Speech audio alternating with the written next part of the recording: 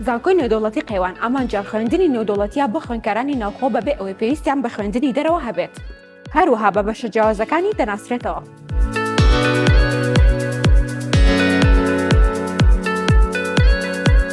زانکۆکەمان زانکۆیەکی نێودەوڵەتیە، فرانچایزی هەیە لەگەڵ هەردوو زانکۆی UTM و IT مالیزی. زانکۆکەمان پاڵپشتی خوێندکارەکانمانەکە بە ئومێدی بەرەو پێشبردنی توانە زانستیەکان.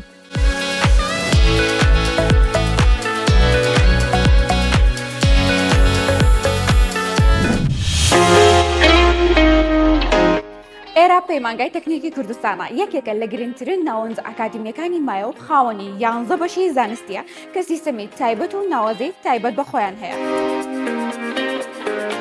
دەرمانسازی، شیکاری نەخۆشیەکان، پەرستاری، سەرکردن، پەرستاری جوانکاری، دیجیتال میدیا، ئەندازیاری دیکۆری ناوەوە، زانستی کۆمپیوتەر، تەکنۆلۆژیای زانیاری، ژمێریاری، کارگەڕی کار.